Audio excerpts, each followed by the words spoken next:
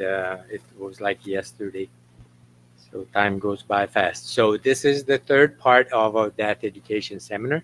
So by now, so whoever saw the first two parts could be considered almost very educated for his or her own physical death, because we don't die. So briefly, I'm going to go through. So today is the third part. We have a PowerPoint that we went over. A little bit in more detail. So what that education was, that there are some organizations that study there. Then we went through the topics that we were going to talk about. And today we need to go, so since we could have done, or we could do another part, but then it would be 4 parts. But we're going to get through the third part today. So I have how many slides? I have 15 slides. So we are on the slide number 6 today, but we couldn't just dwell that much in each one, because there are some that we could go clearly and understandably. We could do pretty much everything. So we finish today. So these are some of the topics. What is thanatology, the study of death, and the importance of death education, so that we know what this reality that we're going to go through. And then we talk about death. There's the physical death. The body dies. Us as a spirit, we free ourselves from the body, and we skedaddle to another side of life to continue our evolution. So we went through that. And for the 4 ways to die, where there's like 20 types of the ways that the body dies. And then we saw in this graph the age group that die every day. So 150, about 160,000 people die every day. And the blue part is the part that are the older people. So whoever is over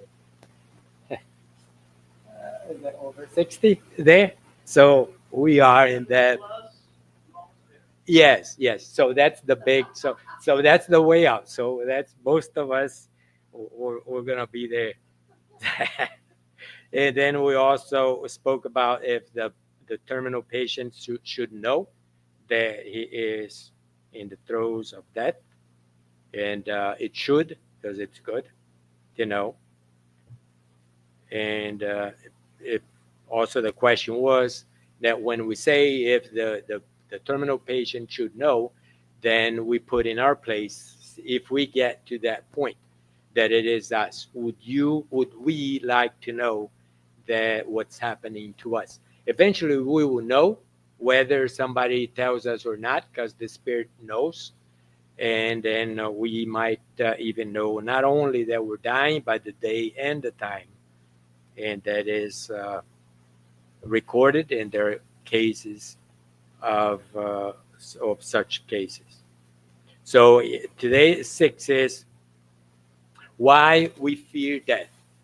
And we have Kardec asks that question in the Spirit book in question 858. And he asks, who fears death? The person or the spirit? When he means the person, he means like the human part of us. Because like I mentioned before, we are not the physical body. We are the spirit inside it. So like I'm talking to you through my physical body, through my physical vocal cords. When I am out of the body, and that happens often, as I mentioned here before, I also talk, because we also talk, and you talk too. And there are also 3 ways, or 2 ways basically, that we communicate when we are out of the body. So that's part of the death education too. And there are 2 ways, and those are the 2 ways that I communicate. I can either talk like I'm talking here. I don't know exactly what the voice apparatus is, but I am talking. I notice that I'm talking because I'm moving my my mouth. And when somebody talks back to me, I see them move in their mouth and I hear their voice. That is one way of communication. And normally that is the way that we communicate when we're close. Likewise, we have these gatherings on the other side of life, and you do too, like in your dreams, for instance, especially the dreams that are very clear, very real, that you are communicating with people. Then you're close, you communicate, like you talk. But you can communicate, and that happens to me often as well, with someone, normally a spirit as well, that's discarnated or disincarnated, because we are all spirits. And that communication is thought by thought. Like I hear the voice in my head, and I communicate by thought, and the other person, whoever, I don't know where he or she is, but she or he will understand me because you reply back and I'll hear in my head. So these are the two ways of communication when we are out of the body. And that is the way that we're going to communicate when we are in the spirit world, no longer using the physical body. There is another third way, but that one requires a little bit more of development, spiritual development. That is by images. You project images, not thoughts or words. You project images and you pick it up. And I know how it works because it has been demonstrated to me how it is. You see an image just like that, and you understand what that is. How? I have no idea, but you do understand. Like recently, there's this one of my spirit guides, and he came and I saw like projected on his forehead, kind of, but not inside, like just like hovering, not glued to it, but on top. It was a symbol, like a triangle with something inside. And when I saw it, immediately I knew that there was something that he belonged to a high sphere, and he was one of the higher ups in that sphere. And that was the message that I got very clear just by looking at that image. So there's a way that happens, but I have no idea. So Kardec asks why, so the person or the spirit, and he also asks if the question is, the self-preservation instinct is a natural law, and the answer is that it is. Every living being has it, regardless the level of intelligence. We witness this every day, every time. Like I have cats in my house, and I have lizards, and the lizards sometimes they go astray and get into the house, and we have the cats there chasing the darn thing, and sometimes you see on the corner there, and the little thing is dead, and you see it's not moving. That happened to me one day, and I was looking at it, and I was going to throw it out because I thought this thing is dead. So when I put it outside, it just ran off. So we play possum. So they're not dead. They have this preservation instinct, like you have like a worm, for instance. You're gonna get worm. You see the worm there, roaming around. You get to it, it's gonna roll up. It's a protection. And the turtle, for instance, the turtle has the case, has the shell, and it's there that playing around, get close to it, it's going to retract and it's going to hide in there. That is the preservation, that is the protection. And every living being has that instinct of self-preservation that is ingrained or innate to that, and it is something of the spirit. And there are other reasons for why we fear death. I used to ask my dad. My dad died young. He was 44 years old. And I used to ask him if he feared death. I was a teenager, and I didn't know much about it. I didn't have anyone to teach me about death education. So, and he'd say clearly, no, I don't fear death. What I fear, he said, is suffering before I die. Likely he did not suffer He had a heart surgery and he was sedated when he died. And he was still under anesthesia. Like he died like 3 days after the surgery. So he was already without suffering anything because he didn't feel anything. And there are other reasons is like the process. And one of the reasons that there is the fear of death, and I know that because people who I ask, I worked in hospice for 3 years as a volunteer, and I used to ask that question. And one of that is this unknown, this fear of the unknown. Where am I going? I don't know what I'm going. And I heard people saying that, I fear that I can go to hell. Well, if you fear that you might go to hell, maybe you need to take a look at the way you're living. Otherwise, you're not going to worry about it. So, why do you fear? What have you been doing? Because if you're, doing everything right, you're not going to fear that thing, because that's not supposed to be the home of the good, but the bad, right? And another one is this extinction of consciousness.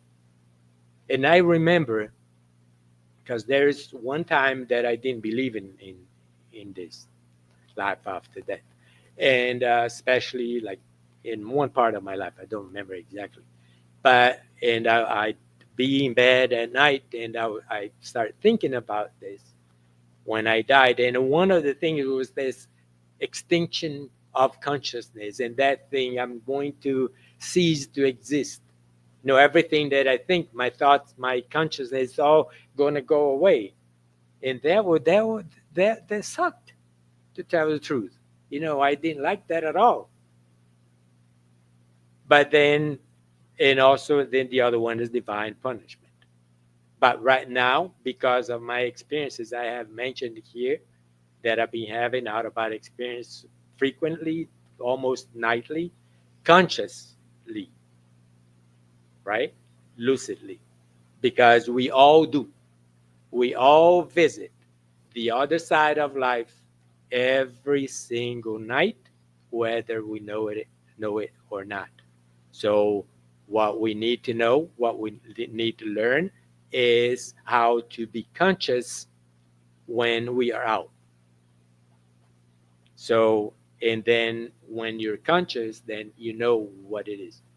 For me, for some reason, and I don't know why, perhaps it's part of my training for being here and tell you about that clearly, wholeheartedly, that there is no death.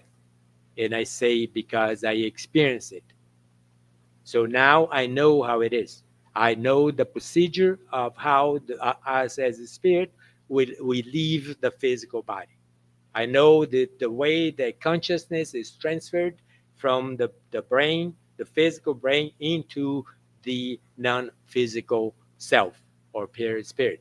I know because I felt it. Throughout, it's the whole thing. So I know it clearly, and I have been shown and experienced how it is to be on the other side of life after physical death, because my experience is now it's just a few hours every night, then I return, I continue my life here. So I have no fear at all, and I know it is, and to me, there's no more difference in which side of life I live. It does not matter. I am just as comfortable on the other side as I am comfortable here. And I know how it is. I know what's done. I know who we hang out with and what should be done. And I can tell you that it is an amazing experience. But we need to stay here for as long as we have to complete our work. No hurry. So in the process of dying, and this is, we're talking about people who know that they're dying, like they're terminally ill, because their death, that an accident or something that is, it's immediate, instantaneously. There's nothing much that we can do, not much that we can do. But the ones that you get, that when from the time that you're given a diagnostic or that your illness is terminal, then there are things that's going to happen to that person. And I think you have heard about it, the phases, the denial at first, and then anger, then bargaining, then we have here depression and acceptance, the 5 stages of dying. And this 5 stages of dying was recognized by Dr. Elizabeth Kubler-Ross. She is, or was, she's passed away. She was a Swiss doctor, and she came from Switzerland to move to Chicago, and she practiced medicine in the University of Chicago in the hospital there. And at that time, it was in the 60s and early 70s. She saw that people who were terminal there in the hospital, they were just giving up. The doctors, they were not treated like humanely. And she saw that, and she thought that was appalling. And then she started talking to those people who were terminal, and start talking to them about their situation, their condition. And of course, they knew that they were dying, that the days of their days were numbered. And so she would ask, how would you like to be treated? How would you like to be approached, talked to? And they would say, I want to be treated as a human being. I'm still here. So, but the thing is that the doctors themselves did not know at that time, and many do not know even today, how they could approach and talk and deal with a person who is dying, even if she or he does not know. So what Kubler-Ross did, she started getting these people who were terminally, and she would take them to do talks. She would get their doctors and nurses and have that person there, and have that person tell the doctors and nurses how they felt and how they wished or liked to be treated and seen. And she started a revolution in the care of dying people. So she noticed then that when the person receives a diagnostic that is terminal, the emotional and psychological um, um, actions or results that they say that they observe, reactions, I should say. And one of them is denial, and that we know ourselves. We know this is not happening to me. So I remember that when the police officer came to my house to bring me the news, I was 18 years old, that my dad had died, the first thing is denied. No, it's not him. It's someone else, or, it's a mistake. So denial is the first one. And then there is, I saw that also in my mother when she was diagnosed with terminal cancer. There was this denial. No, it's not happening to me. I didn't notice anger. She was cool. I think she didn't. I didn't feel that she was angry. But sometimes, we see anger because I have seen it. And one of them is why God does that to us. And we see that. I had a cousin. He died from throat cancer, and young, 40 something, and he started smoking. I remember when he was 9 years old. 9 years old, he smoked in his house and throughout his life. So at one point, he then developed throat cancer. And I remember that, and my aunt, she had also lost a daughter by cancer, but that was something that's she had uterine cancer, but she didn't know when got diagnosed that it was too late. Nothing could be done, so she died young too. And then when my cousin was diagnosed with that and also was very, very advanced, then she asked why God does that to us. Then I was there thinking, and we always told him, stop smoking, man. You've been smoking since you're a kid. This thing kills you. No, but no. And he went to the hospital and said, And he knew that. And I said, well, so are you gonna stop smoking now? No, I'm gonna stop smoking when I die. And I thought, and I think he smoked his his last cigarette before he died. But well, at least he didn't complain or anything. At one point, he was like out of his mind. There's this thing that happens when some people they're dying, that their consciousness is already gone, even if the body is already here. So he didn't care. But it was funny. And he also liked to drink. So he would go to the hospital and he would get the chemotherapy stopped at the first boteco that he found, and he would drink a cachaça, believe it or not. And then he would tell it. Well, but it was his way. So then there's anger, and when the person sees that nothing is happening, there's this bargaining. And I noticed the bargaining in my mom's case. I was watching, there was a picture of Jesus on the wall, and she'd be talking to him, ask him for a little more time to do things. And I asked her, Mom, why don't you want to die? She said, I have a lot of laundry to do and dishes to wash. I said, well, somebody else can do that. Don't worry about it. But that was, she was just that. She was funny too. She was very cool with that. So, and then the bargaining doesn't work, because it is your time to go. So when we have that education, we need to understand that. So then there is depression.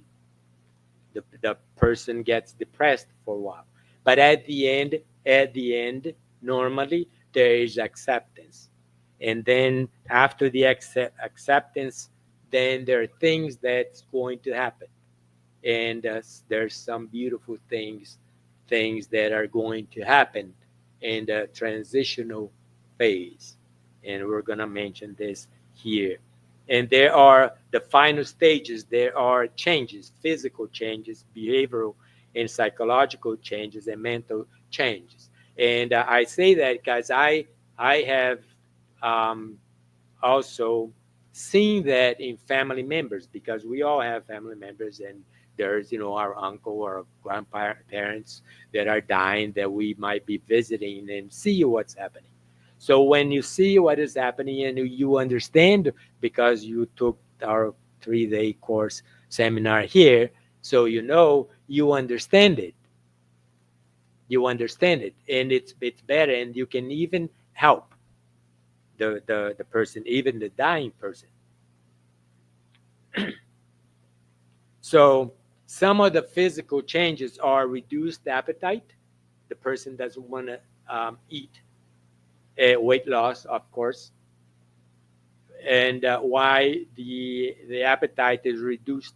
Because the body doesn't need food anymore. It's like the body is shutting off, and there is this internal mechanism that takes care of that. And the only way for us to get out of this life or this prison is when the body dies. Even if we get out of the body every night through our flying dreams and such, we do that just temporarily. We're going to return, because the body is still alive. We are going to leave the body for good only when the body dies. It is the death of the body that frees us permanently. We can get out, but the body is healthy, we're going to come back. That is for sure. So there's going to be a day then, that the freedom that we're going to receive, that according to the whatever job we came here to do in whatever time we kind of set up to be here. And then, but the reduced appetite or the lack of food and stuff, it's not painful for the spirit. Actually, it's like there's even a type of euphoria, because there's something beautiful going on internally, and you can see that when you work with people who are in the about to die with terminal. The thing is internal. It is the spirit, it is the body doing a revision of the life, of his life, whatever. Is doing an internal work in preparation for the next stage after the body dies. So it doesn't matter what's happening to the body. The spirit is doing a certain work. So this lack of appetite and stuff is a normal thing. So when you see someone who is dying, and I saw it with dying people. I saw this lady. She was trying to shove just have this food, or something. I don't know if it was yogurt or something. That she was trying to shove that down the person's throat, and it was like, I need to know you need to eat it. But the person said, "I don't want it. I'm not hungry." I spoke about it to a friend of mine, and he was a spiritist, one of the greatest. And he was telling me his wife had died from cancer, and one day, and she was just very close to passing, and they decided they have 2 daughters and a son, and they decided to prepare dinner for her. And so they made her favorite food and favorite dessert and such, and they invited to dinner. And I said, we made this special food, the one that you liked most, etc. Eat. And she sat there at the plate in front of her. She said, "Well, I don't want it. I'm not hungry." But it's her favorite food. "I'm sorry, I'm not hungry." Finally, she sat for dessert. She said, "I'll have some dessert." Now, when she was telling him that she was not hungry, at one moment or at one point, she said, "The lady here already fed me." I get goosebumps. But there was a lady with her, and she was the only one who saw it. Nobody dies alone. Nobody lives alone.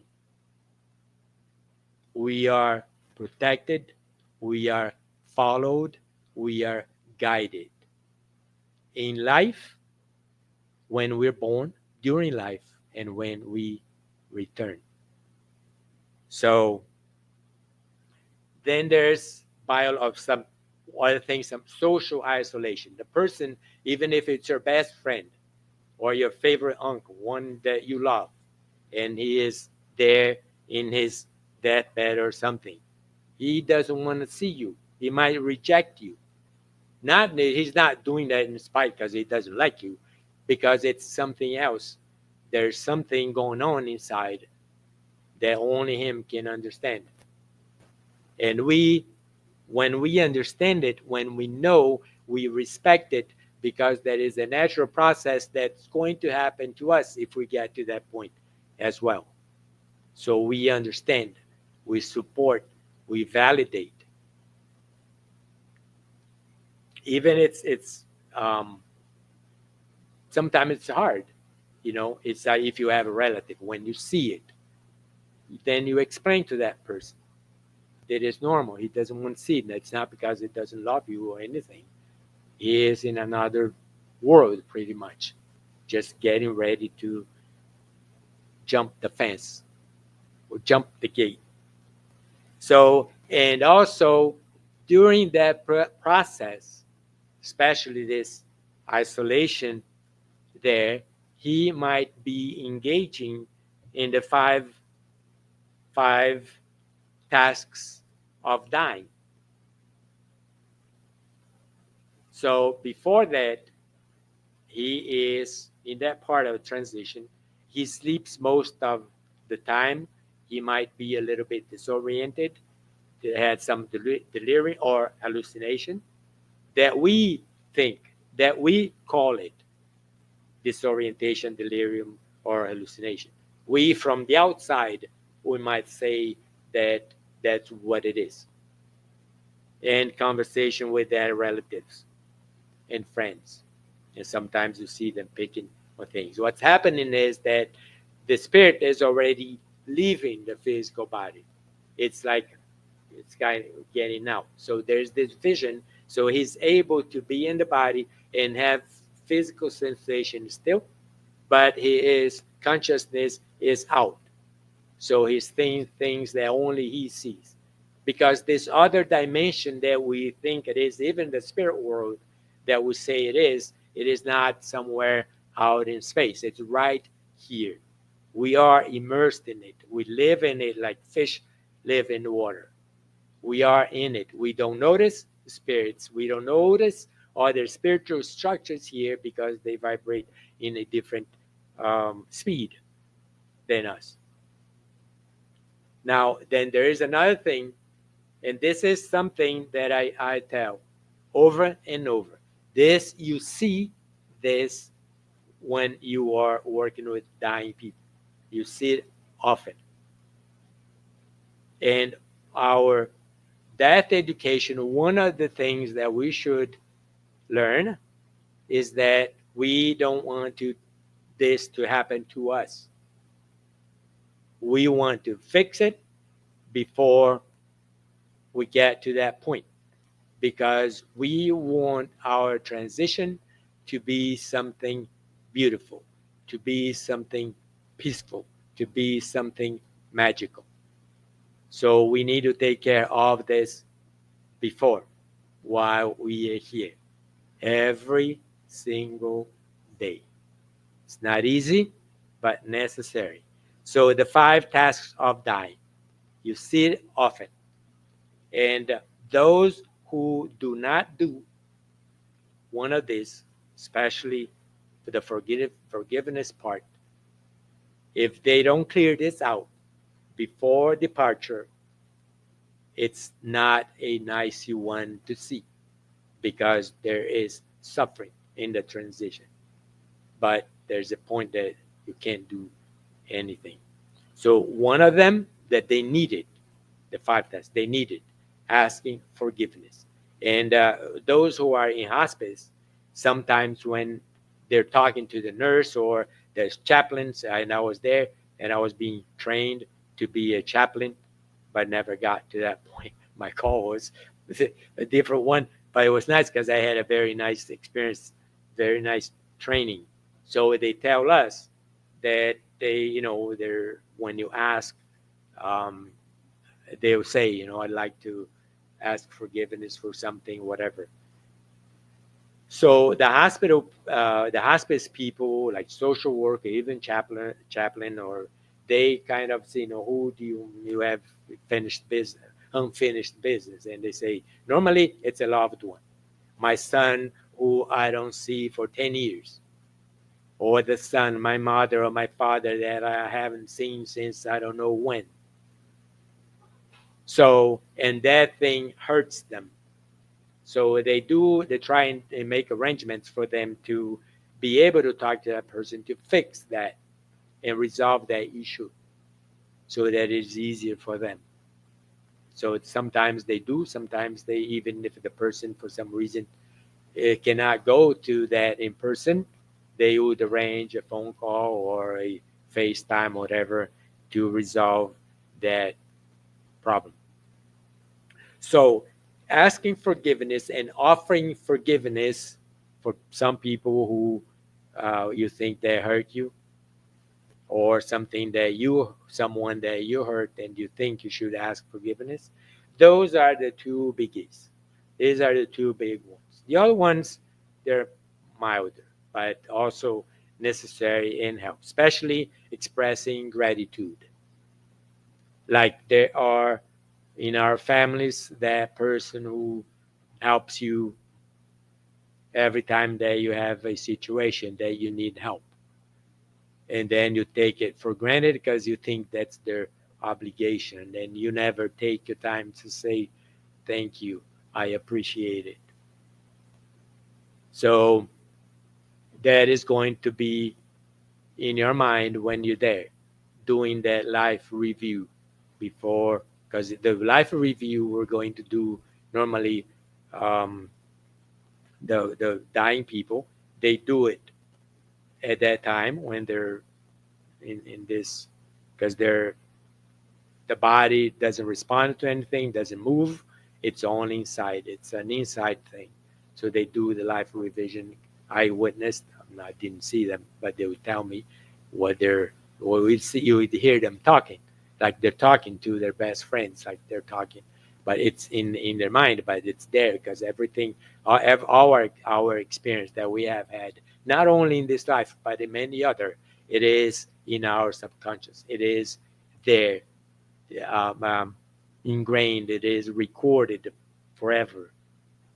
So at one point we can bring that up and see it, and that is going to happen in our life review after we leave the physical life, and we at one point we're going to engage in that life review. We're going to see our lives, not only this one that we're just leaving, but past ones, and we're going to see where we stand in our evolution, and we're going to see what we need to change, what we need to better, things that we need to amend, and then we're going to try and work that out in the new incarnation.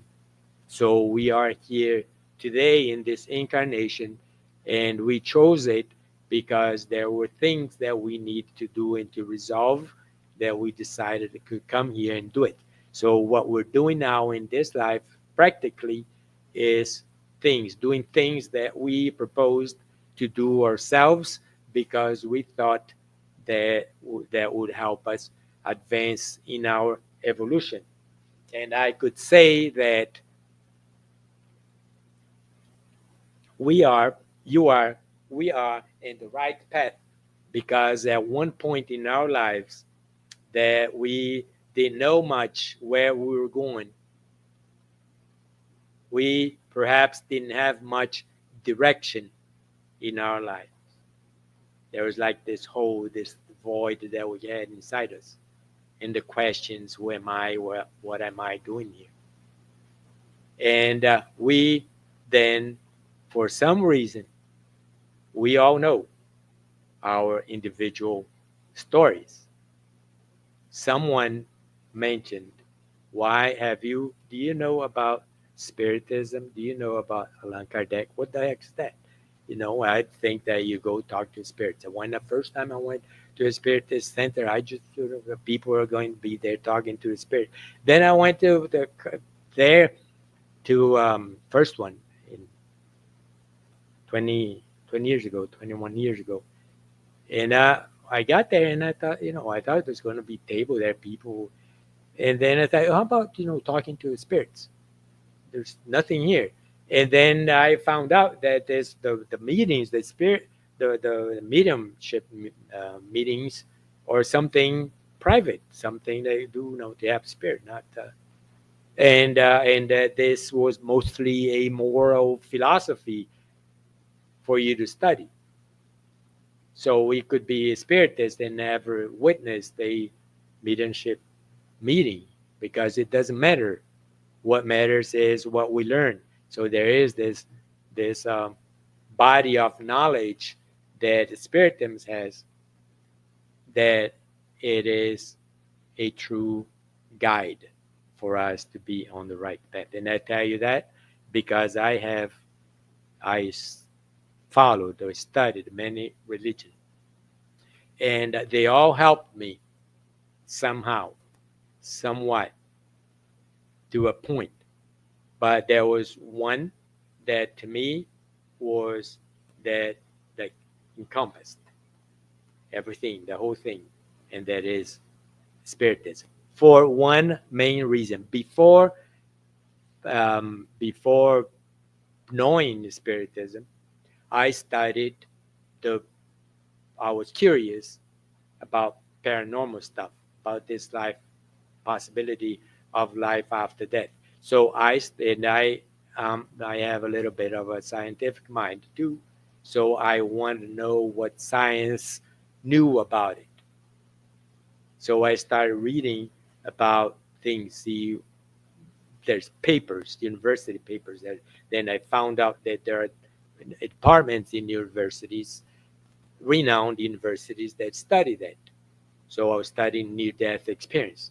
Then my out-of-body experience started before I knew about Spiritism. So I went to study out-of-body experiences and was experiencing it. Then I got to the point of reincarnation. What was reincarnation about? So I went to study Ian Stevenson, all the work that he does at the University of Virginia. Children who remembers past lives, children who are born with physical defects that most likely is from a past life, the way, because they describe the traumatic way that they died in that life, and then they bring the physical defect, the missing limb or a deformed limb into this life. So then I started reading the first book. I asked them, what book do you study here? And they said it's the Spirit book. And then I started reading it. And then in the Spiritist book, it was everything that I had read in science. It was there. And written 150 years, or at least that would be at least 100 years or 120 years before this studies here started. So there was thing there. And then the chapter 8 of book 2, I think, Emancipation of the Soul, is all about this, all about out-of-body experiences. So I had there, if something that was written then, if you know about Spiritism, written through a mediumship of two young ladies, the Baudin daughters, Caroline and Julie, I think. Was it Julie and Caroline? And we're there, Allan Kardec asking questions and the spirits answering. So there's something that it's verified. So that's where I stayed. So expressing feelings of love in this last part. So you have the people, you're surrounded by people who you love, and I've seen that, and that is the most peaceful way of the person making a transition. When they're there in family or friends, and we have recently, we saw this Sunday, Peretta Gil, who's been struggling with colon cancer, and then she was surrounded by people who love, by all that. So she certainly made a very peaceful, beautiful transition because of that. Now, what we feel, or when a person feels during that. So there's this conscious death is like when the person is terminal, and the consciousness is active. So the person knows almost throughout the whole time until the spirit leaves the physical body for good. Then there's the unconscious death, in quick death and slow death. Let's see if we found here what we see in time of death. Now, this is okay. What won't see? Yeah, no. So,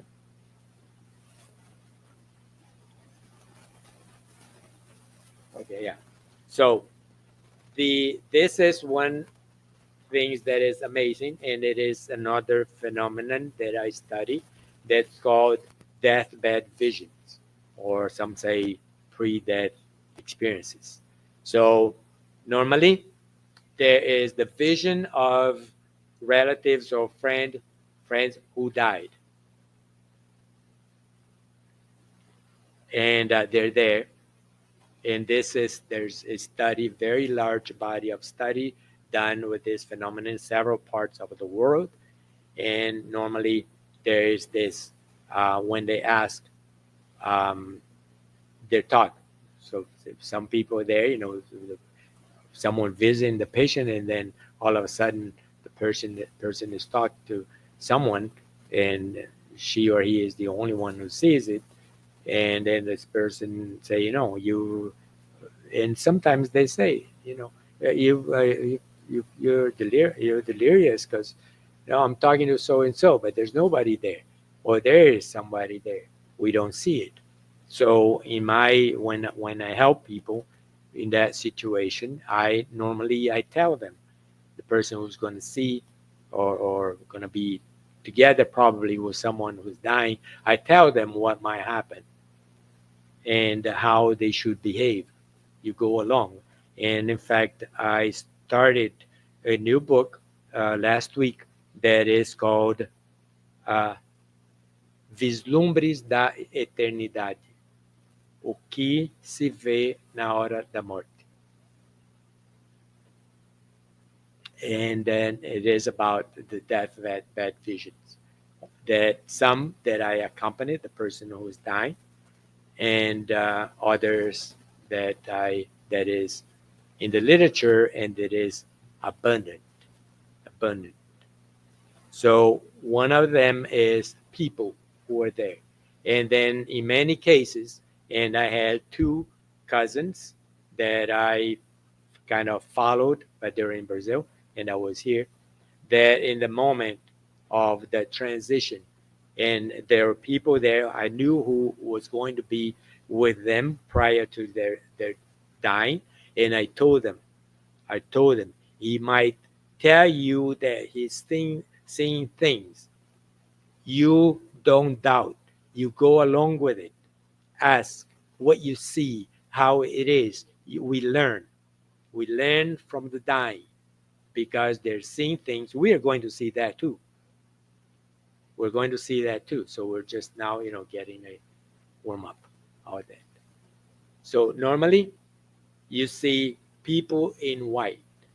And these people in white, has anybody seen A Viagem?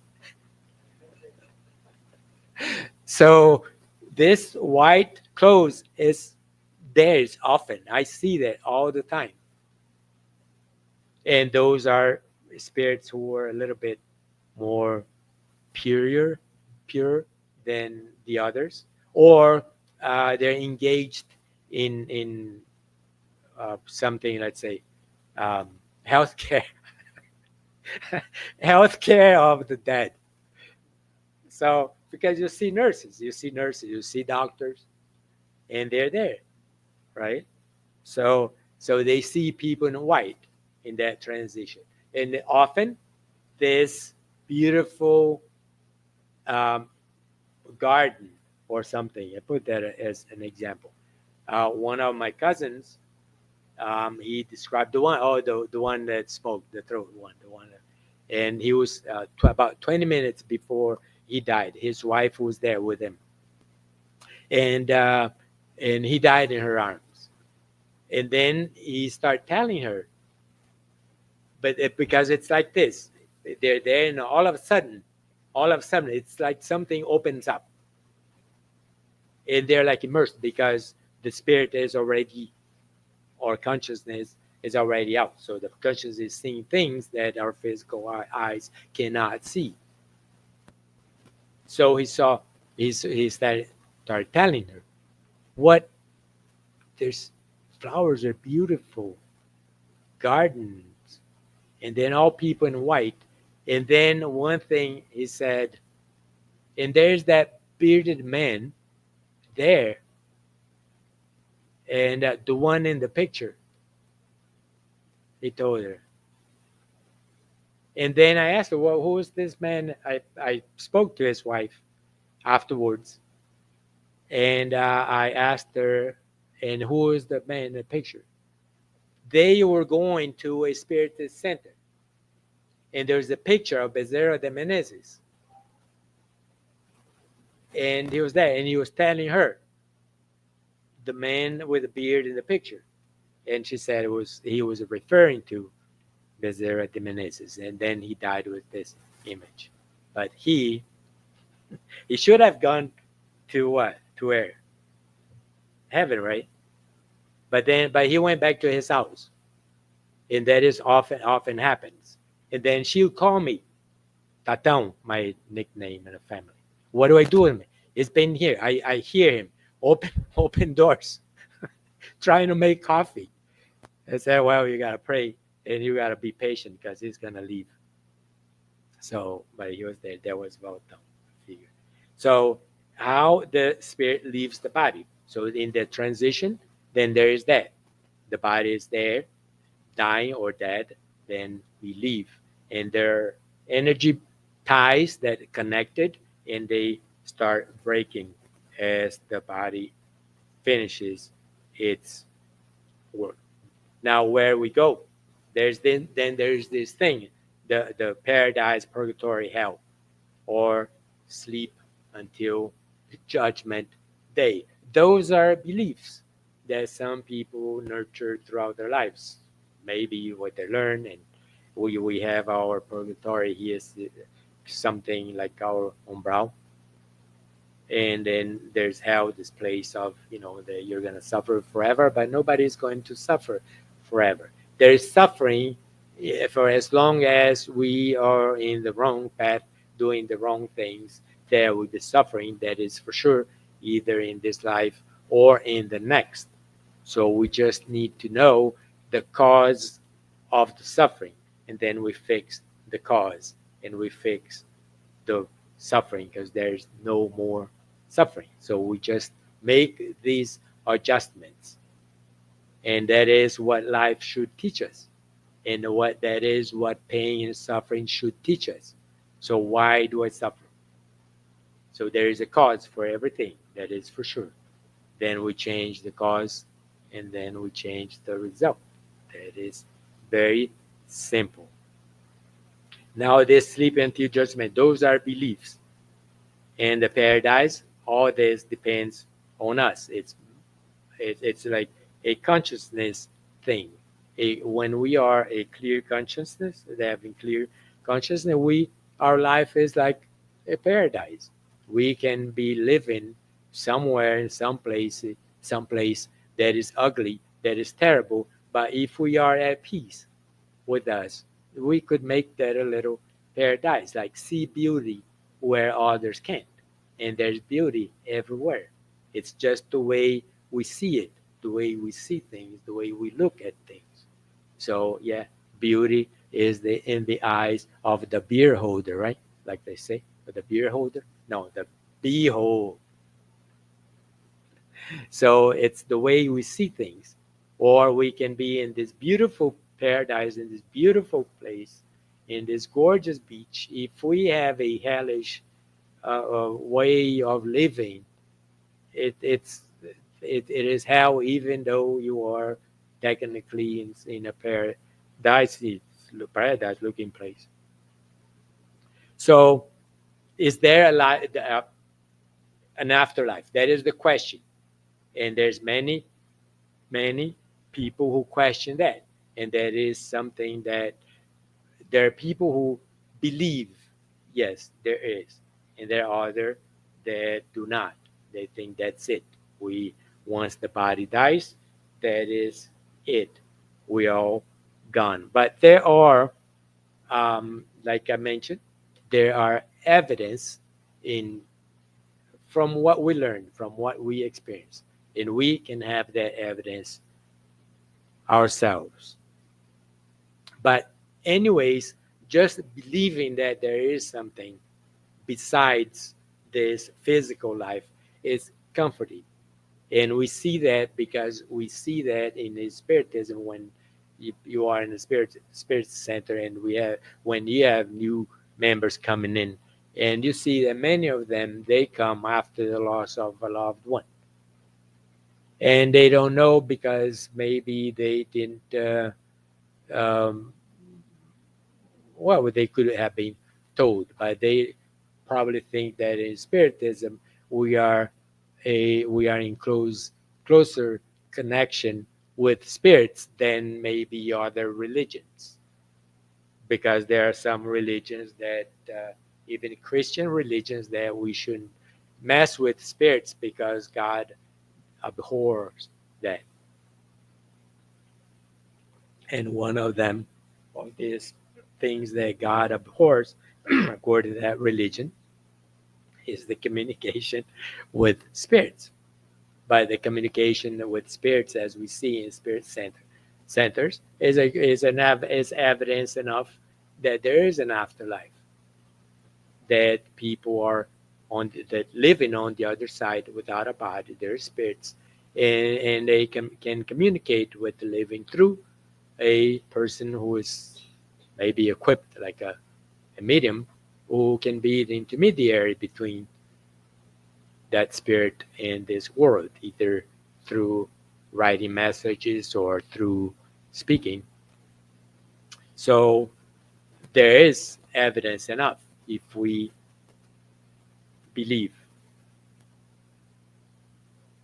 And then there's the near-death experiences, deathbed visions, after-death communication, and reincarnation. These are studies, like near-death experience is one of the phenomenon that I study as well. And this is the body of evidence is huge. And does anybody know what near-death experience is? AKMs, NDEs. Does anybody? Who doesn't know what it is? So everybody knows. That's good. That's good. Yes. Yeah. Yes. And even that happens, there are many people, doctors even, who, while they're treating that person, and they deny what that person saw and did when the body was practically or medically dead. No, there's no breathing, no heartbeat, no brain activity, and then therefore, if there's no brain activity, there's no consciousness. That is this physicalist or materialistic thought. And yet, that person, on the other hand, was seeing herself or himself leaving the physical body at that moment when the monitor flatlined, and then observing, looking, listening, thinking, trying to communicate with them, but they couldn't be heard. And that is not just one or two. There are many. And little commercial here, by the way. The INDS, the International Association of Near-Death Studies, is the largest near-death study organization in the world, founded partly having as one of the founding members, Raymond Moody, because all of the study of near-death experience started after Moody published a little book in 1975 that with many accounts of people who had near-death experiences. And there was a small book, but very well written, beautiful experiences. And then it became a bestseller phenomenon around the world. So that gained the attention of many doctors. So there are a lot of people studying, because they had patients who had given or told them about such experiences. So they took it more seriously. So they ended up forming this organization, and Moody being one of them, the founding members. And this year, the conference is going to be in Chicago, starting August 27th until August 27th until I think 31st, August 31st, right? Yeah, I think something like that. And they're going to, Moody's going to be there, and some other also researchers, and they're going to do a special thing for Moody, including a documentary, because it's 50 years of the book, the launching of this book. Yeah, but you go and you buy it, and it's expensive. And they have different panels. And one of the panels that they're going to have are there's called transformative experiences. And one of the panel is going to be called nighttime adventures, what transformative experiences. And the nighttime adventures was based in the title of my book, Nights on the Other Side. And I'm going to be talking about my experiences there as a transformative experience, because that did transform my life. So I had already submitted a proposal a few years ago, and I was accepted. But the problem is that you do a proposal, and if they invite you to go, they invited me to go, but I was too broke. I couldn't afford. I need to buy my plane ticket, and I need to pay for a hotel. I said, "Do you pay for anything?" He's like, "No, you just come here." But I couldn't go. This time I couldn't either, but I financed everything, so I'm gonna pay in 12 months, and I'm gonna go, and I'm gonna bring some books there to sell. So let's see what happens. And I'm going to, and there so far about over 600 people probably who signed up, but I don't know how many are going to that panel. But I'm going to find a time, maybe one or two occasions, where I'm going to mention that I'm a Kardecian Spiritist. And those are people who they might know or they might not, but that is going to be, it's going to be there, and they're going to hear it.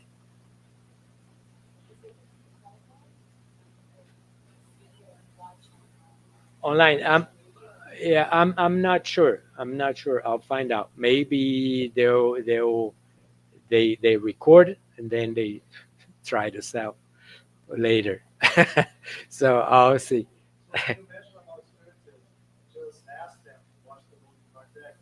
Yeah. I'm going to squeeze that in for sure. Yeah, because they need to hear it, right? So then we have after that communication. Also, there's a lot of that record. There, you'd be amazed.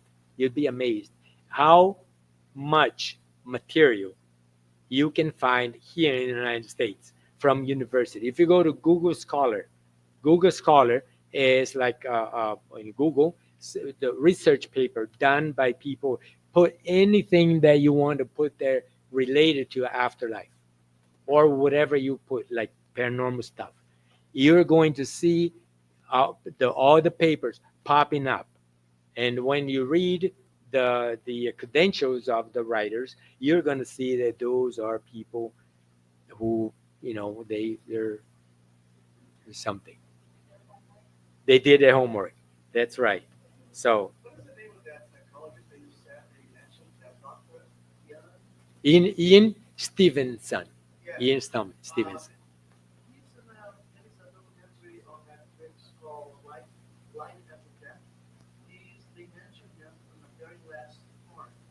Yeah, they do. Yeah, he did. Yeah, they mention all the other people also involved, engaged in near death experience. I think Bruce Grayson is one of them, and several others. Yeah, yeah.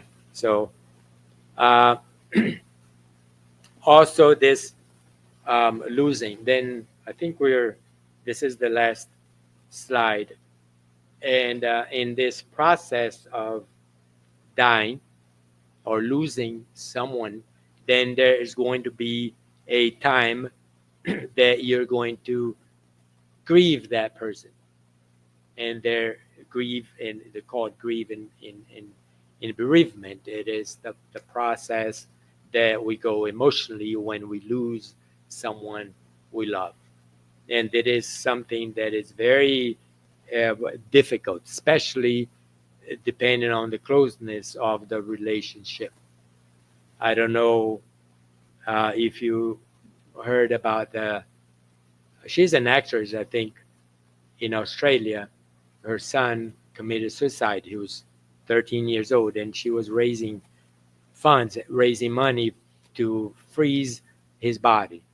You heard? I've seen it. To freeze his body, and and she's still trying to, as it's expensive and stuff. So you see how difficult it is, to lose, especially a son. She can't believe it. So maybe if she could do that, she would be closer to him.